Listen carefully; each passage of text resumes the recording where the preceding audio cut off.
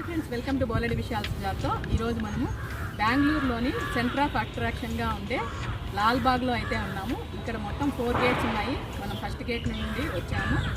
ఈ లాల్బాగ్ యొక్క విశేషాలన్నీ కూడా ఈ వీడియోలో చూసేద్దాము. మరి వీడియోలోకి వెళ్ళిపోదామా?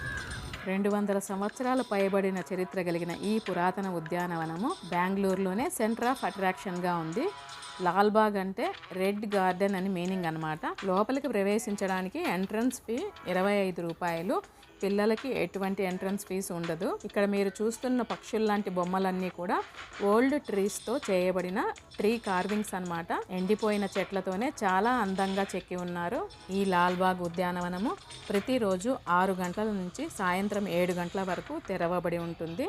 ఇది బొటానికల్ గార్డెన్ కావడం వలన ఎంతోమంది యూనివర్సిటీ కాలేజీ విద్యార్థులు కూడా సందర్శనకు వస్తూ ఉంటారు. ఇదంతా కూడా మొత్తం 240 ఎకరాల విస్తీర్ణంలో ఉంది. మొత్తం దీనికి 4 వైపులా ద్వారాలు ఉంటాయి. ప్రతి గేటు అంటే ఫస్ట్ గేట్, సెకండ్ గేట్ అంటూ ఉంటారు. ప్రతి గేటు ఒక్కొక్క ఏరియాలోకి వెళ్ళే విధంగా ఉంటుంది. అంటే అంత విస్తీర్ణంలో ఇది ఉందన్నమాట. ఓపిక ఉన్నట్లయితే మొత్తం కాలినడకనే అంతా తిరిగి చూడవచ్చు. లేదంటే ఇలాంటి బ్యాటరీ కార్ల ద్వారా కూడా మనము ఈ లాల్బాగ్ ఉద్యానవనాన్ని అంతా కూడా చూడవచ్చు. ఇక్కడ మనం చూస్తున్నది సెకండ్ గేట్ మార్గము. అక్కడక్కడ ఈ బర్డ్ ఐ వ్యూ అని మ్యాప్ల గుండా మనము ఈ లాల్బాగ్ మొత్తం ఏ విధంగా ఉంటుందో చూడవచ్చు. ఈ లాల్బాగ్లో 1000కి పైగా పూల మొక్కల రకాలు ఉన్నాయట. ఇంకా 100కు పైగా 100 సంవత్సరములు నిండిన భారీ వృక్షాలు కూడా ఉన్నాయి. అవన్నీ కూడా మనం ముందు వెళుతూ చూసేద్దాము. మొట్టమొదటగా హైదర్ అలీ అనే రాజు 1760వ సంవత్సరంలో ఈ లాల్బాగ్ నిర్మాణానికి తలపెట్టాడు. తరువాత తన కుమారుడైన టిప్పు సుల్తాను ఈ నిర్మాణానంతా పూర్తి చేసి ఈ గార్డెన్ని అభివృద్ధి చేశాడు. తరువాతి తరం వాళ్ళంతా కూడా వాళ్ళ హయాంలో దీనిని మెరుగుపరుస్తూ కొత్త మొక్కలను జత చేస్తూ వచ్చారు. ఇక 1814వ సంవత్సరం నుంచి మైసూరు ప్రభుత్వము ఈ లాల్బాగ్ యొక్క పర్యవేక్షణ కార్యక్రమాన్ని చేపట్టింది.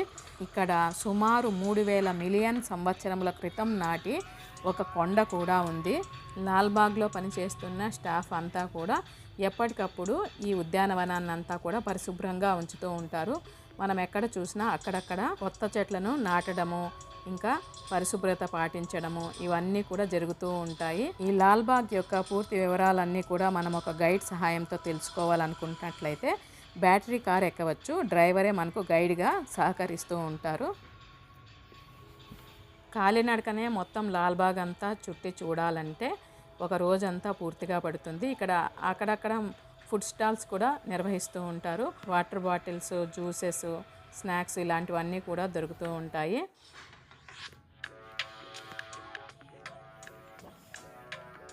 ఈ లాల్బాగ్ మధ్యలో పాత చెట్లతో చేసిన ట్రీ కార్వింగ్స్ అయితే మనకు చాలా అట్రాక్షన్గా కనిపిస్తూ ఉంటాయి. ఇవి 4 రోడ్ల కూడలి మధ్యలో చుట్టువైపులా ఈ విధంగా ఆకర్షణీయంగా కనిపిస్తూ ఉంటాయి. మొత్తము పురాతనమైన అంటే వాటి జీవితకాలం పూర్తయిన చెట్లని ఇలా అందమైన ఆకర్షణీయమైన రూపాలుగా చెక్కి ఉన్నారు. ఇక్కడ ఒక చిన్న బిల్డింగ్ లాంటిది కనిపిస్తోంది చూడండి. ఇది ప్రత్యేకంగా పావురాళ్ళ కోసమే నిర్మించబడిన ప్రదేశము. ఇక్కడ అనేక గూళ్ళతో పావురాల కోసమే ఏర్పాటు చేసి ఉన్నారు.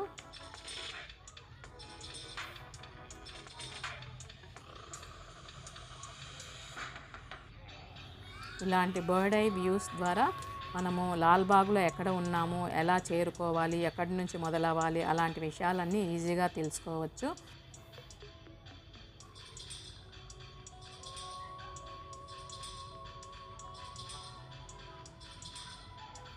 ఇదే అనేక మిలియన్ సంవత్సరాల క్రితం నాటి కొండ. ఇది సింగిల్ గ్రనైట్ రాయితో ఉందట. ఇదే ఈ లాల్బాగ్లో సెంటర్ ఆఫ్ అట్రాక్షన్గా ఉంటుంది. ఇక్కడ మనకు కనిపిస్తున్నదంతా కూడా బోన్సాయి ట్రీస్ ఉండే ప్రదేశము.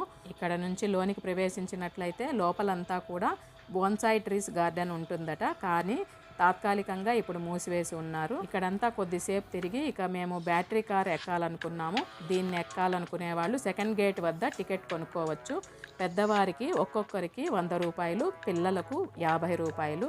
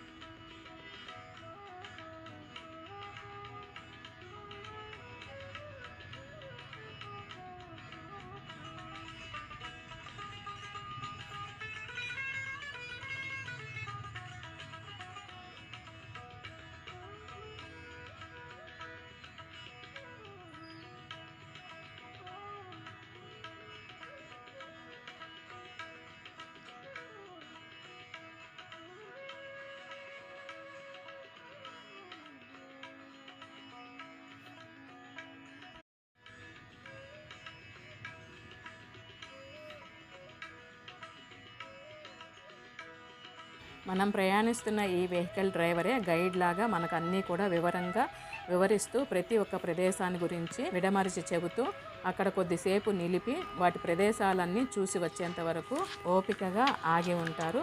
మనము ఇక్కడ ఉండే ప్లేసెస్ అంతా కూడా ఈ వెహికల్లో ఎక్కి చూడటం ద్వారా మనం ఈ ప్లేసెస్ అన్నీ కూడా వారి ద్వారా తెలుసుకోవచ్చు. ప్లస్ టైం కూడా సేవ్ అవుతుంది. మనకు తెలియని ఈ లాల్బాగ్ చరిత్ర అంతా కూడా ఈజీగా తెలుసుకోవచ్చు. ఇంకా ముందుకు వెళ్ళి ఈ లాల్బాగ్ అంతా చూసేద్దాం రండి. ఎక్కడ చూసినా అందమే, పచ్చదనమే. ఎక్కువ ఏకర్స్లో ఉంది కాబట్టి ఎంతమంది సందర్శకులు వచ్చినా కూడా మనకు ఎటువంటి నాయిస్ పొల్యూషన్ లేకుండా చాలా ప్రశాంతంగా అయితే ఉంది. ఇంకా గైడ్ చెప్పేది వింటూ ముందుకు వెళ్దాం రండి.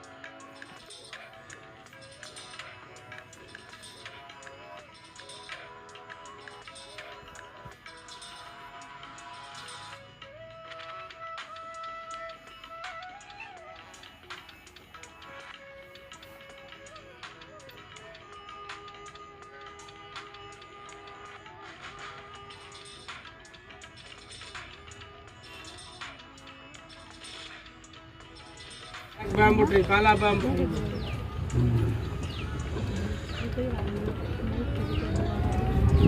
Japanese garden.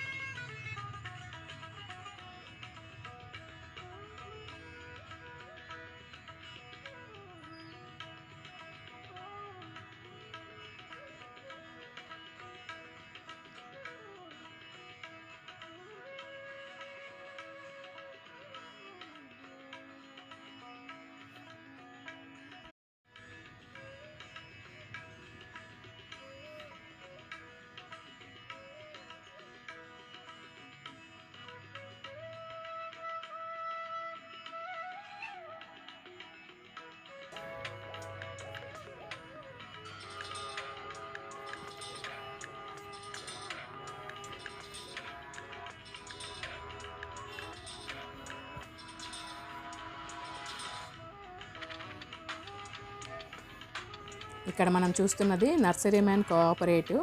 ఇలా ఆఫీస్ లాగా ఉంది. ఇక్కడ లోపలికి వెళ్ళినట్లయితే మనకు గార్డెనింగ్కి కావాల్సిన అన్ని ఇన్స్ట్రుమెంట్స్ ఇక్కడ దొరుకుతున్నాయి.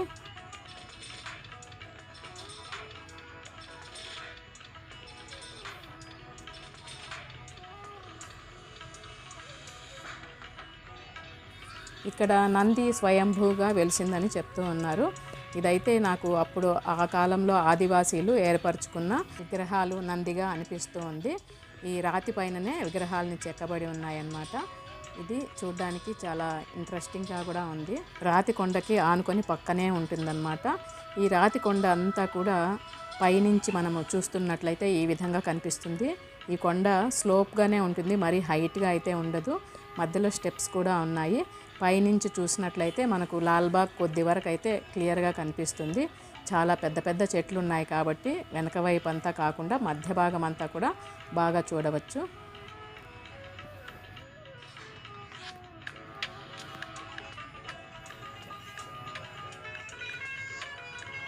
మేము అక్కడ తీసుకున్న కొన్ని ఫొటోస్ అయితే ఇక్కడ షేర్ చేస్తున్నాను, మరి చూసేద్దామా.